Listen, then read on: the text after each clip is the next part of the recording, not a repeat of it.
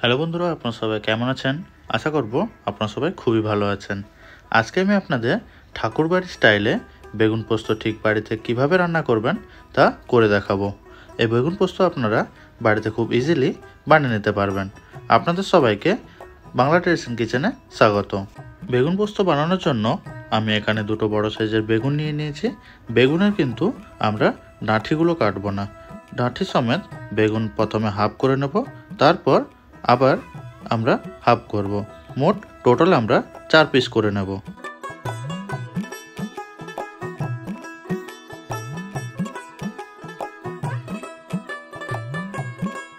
বেগুন কাটা হয়ে গেলে যাতে কালো না হয়ে যায় তার জন্য জলের মধ্যে ভিজিয়ে রেখে দেব।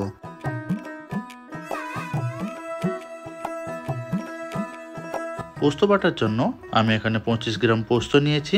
পোস্ত আমরা আধ ঘন্টা জল দিয়ে ভিজিয়ে রেখে দেব। বেগুন ম্যারিনেশন করার জন্য আমি এখানে হাফ চা চামচ হলুদ গুঁড়ো দেব এবং 1 চা চামচ আমি চিনি গুঁড়ো দিয়ে দিচ্ছি। আপনাদের কাছে যদি সরু দানা চিনি থাকে তাহলে আপনারা চিনি না পাউডার করে দিয়ে দিতে পারেন। যদি মোটা চিনি দানা থাকে তাহলে একটু পাউডার করে দিয়ে দেবেন। এবার হাফ চা চামচ লবণ দিয়ে আধ ঘন্টার মতো রেস্টে রেখে দেব। এবার একটা কড়াইতে সর্ষের তেল দিয়ে দেব। সর্ষের তেল গরম হয়ে গেলে আমি এখানে হাফ চা চামচ মেথি দানা দিয়ে দেব। তারপর আমরা যে বেগুনগুলো ম্যারিনেট করে রেখেছিলাম বেগুনগুলো এক এক করে তেলের মধ্যে ছেড়ে দেব। বেগুনগুলো যখনই ভাজবেন এক সাইড অপর সাইড ভালোভাবে উল্টে আপনারা ভেজে নেবেন।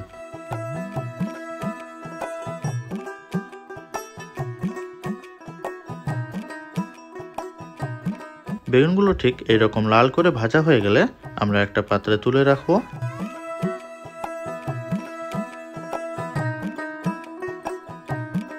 এবার আমরা যে পোস্ত ভিজিয়ে রেখেছিলাম সেটা মিক্সারে আমরা পেস্ট তৈরি করে নেব।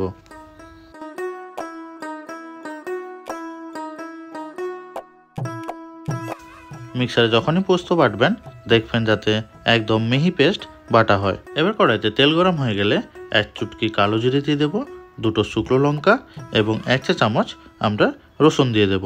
রসুন যখনই দেবেন একটু থেতো করে নেবেন।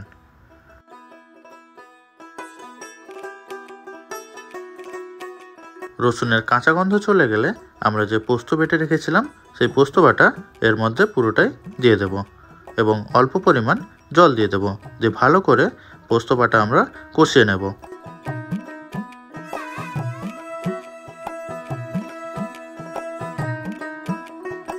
পোস্ত কষানোর সময় আপনারা স্বাদ মতন নুন দিয়ে দেবেন এবং হাফ চা চামচ চিনি দিয়ে দেবেন।